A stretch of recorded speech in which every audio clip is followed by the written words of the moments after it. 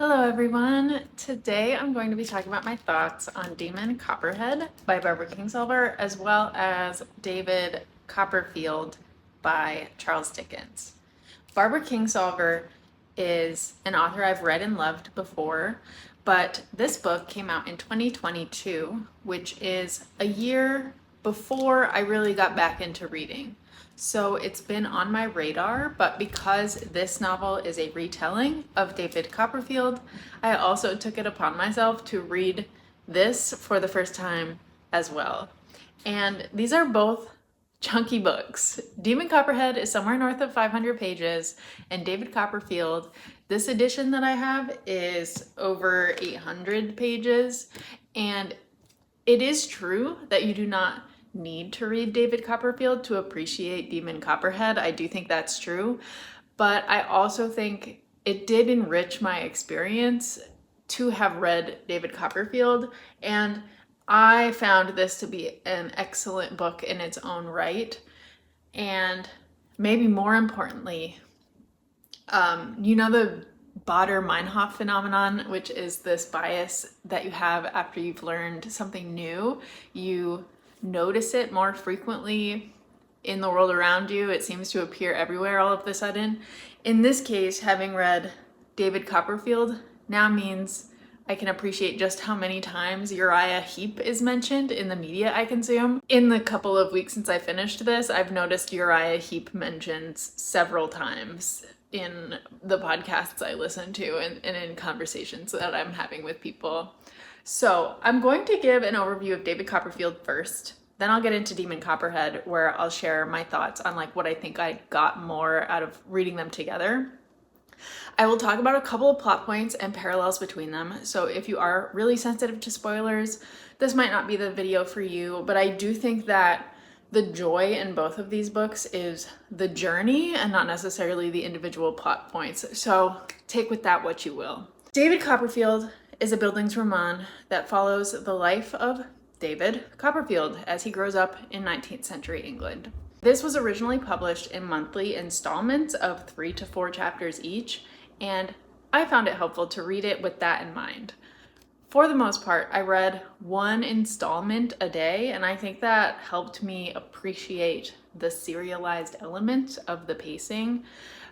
Dickens would end on a cliffhanger, and then in the next chapter, he'll sort of resituate the reader back into the story at the beginning of the next section. So there are 19 installments, and so it took me about 19 days to finish the book. And that still felt pretty effortful for me to read at that pace. So I think this book would probably benefit from an even more relaxed reading pace. But even though it was effortful reading, I still thought it was really fun reading. This novel charts David's entire life up until late adulthood, starting from the moment he was born with a caul over his head and his father already passed away while his mother was pregnant. But as he grows up, David's mother remarries to a man named Mr. Murdstone, who is cruel and emotionally abusive. And Mr. Murdstone is, I would say, the primary antagonist of the first part of the novel that's set in David's childhood. And after that, David is sent to a boarding school, and then he's sent to London to work in Mr. Murdstone's business's wine bottling factory. And the book continues in this episodic fashion through school and friendships, love and work. And he is continually downtrodden and either naive or just unlucky. But importantly, David continues to persevere in the face of adversity, and he benefits from having some great mentors and guardians besides Mr. Murdstone. Mr. Murdstone is just awful. As downtrodden as David is, I thought one thing that continually provided hope throughout the narrative is that it is narrated in the retrospective by an adult David, and that gives you the idea that things will eventually work out in the end. I thought some of the most beautiful passages in the book were the places where the narrator jumps in to a more reflective mood, commenting on the choices of his younger self or just describing the act of remembering his childhood. I marked one passage in particular that I'll read. My school days. the silent gliding on of my existence, the unseen, unfelt progress of my life, from childhood up to youth. Let me think, as I look back upon that flowing water, now a dry channel overgrown with leaves, whether there are any marks along its course by which I can remember how it ran. In terms of the tone, it's also true that Dickens adds a lot of levity even among all of this adversity and all of this reflectiveness by utilizing these really highly exaggerated characters that add absurdity and playfulness. One aspect that felt surprisingly modern to me was the sympathy with which Dickens wrote about disability, although there is apparently a funny story behind that. There's one character named Miss Moucher who is a little person and is initially cast in a pretty villainous light, in a villainous role. And this appears to have been based on a real person that Dickens had met that then took umbrage with this representation in David Copperfield. And that character, Miss Moucher, returns to give a speech that dismantles some of David's ableist ideologies. Miss Moucher comes back and tells David very pointedly, I've marked another spot. She says, "Take a word of advice, even from 3 foot nothing. Try not to associate bodily defects with mental, my good friend, except for a solid reason." So Dickens' hand was somewhat forced here from external pressure, but I did find that retcon to be fascinating from a disability studies angle. Moving on to Demon Copperhead, Barbara Kingsolver took the structure and characters of David Copperfield and reimagined them in modern day Appalachia. So there are similarities. We have our narrator Demon. His given name is Damon, but he goes by Demon. And he is also born to a single mother, in this case in a trailer in Virginia. And like David, Demon's early life is shaped by poverty and neglect and loss.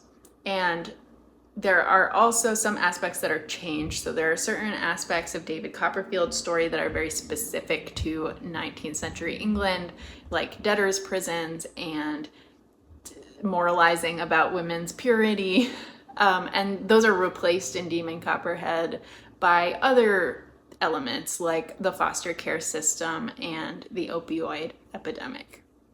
So I said earlier that I don't think you need to read David Copperfield to appreciate Demon Copperhead. I do think that being able to watch for the parallels and see the way that Kingsolver modernized certain characters and storylines was really fascinating.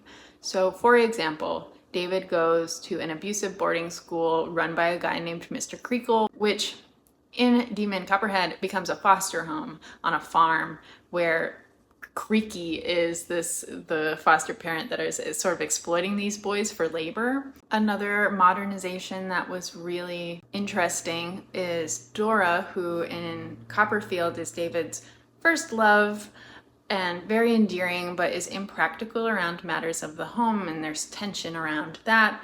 In Copperhead, she is transformed into Dory, who, again, Demon is deeply in love with, but she has her domestic failures are somewhat related to her deep, tragic opioid addiction.